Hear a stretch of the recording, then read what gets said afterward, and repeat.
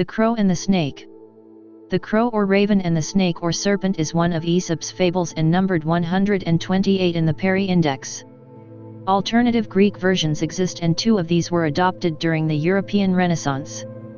The fable is not to be confused with the story of this title in the Panchatantra, which is completely different. In ancient times the fable is found only in Greek sources and concerns a crow in search of food that finds a snake asleep in the sun. But when the crow seizes her, the snake kills it with her sting. The story's moral is that good fortune may not be all that it seems. An alternative fable concerning a raven and a scorpion is included as a poem by Archias of Mytilene in the Greek anthology.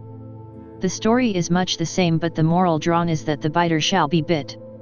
Another epigram by Antipater of Thessalonica, dating from the 1st century BCE, has an eagle carry off an octopus sunning itself on a rock, only to be entangled in its tentacles and fall into the sea, losing both its prey and its life. It was the Adagia, the proverb collection of Erasmus, that brought the fables to the notice of Renaissance Europe.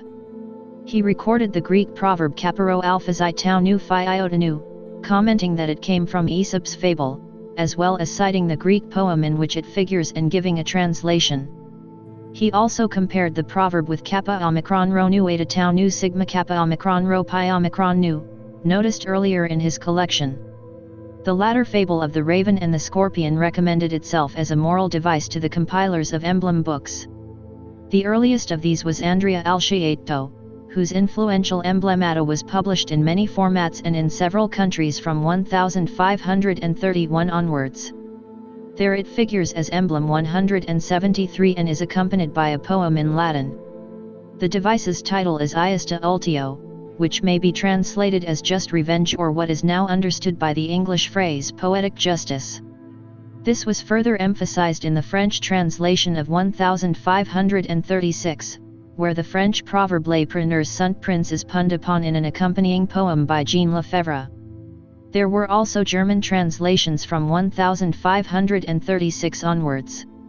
The 1615 Spanish edition with commentary, Declaration Magistral sobre los emblemas de Andrés Alciato, references the Adagia and gives Erasmus' Latin translation of the poem by Archias. The even fuller Italian edition of 1621 quotes the Greek as well. The emblem was illustrated independently by Marcus Gerarts in the Bruges edition of Werktuig Fabulen de Dieren with verses in Flemish by Edouard de Deen signifying that God will avenge his people. A French translation was published as Espadiment Moral and in German by Egidius Sodler as Theatrum Morum. The last of these was retranslated into French by Trichet du Fresne, of which there were editions in 1659, 1689 and 1743. Meanwhile, it was the fable of the crow and the snake that had been chosen by Gabriel Fayerno for his collection of 100 fables in Neo-Latin verse, with the conclusion that often our gains turn into occasions for regret. In the following decade, the French poet Jean-Antoine de Bay fused it for the witty, verbally concentrated version in his mimes, Enseignements et Proverbs.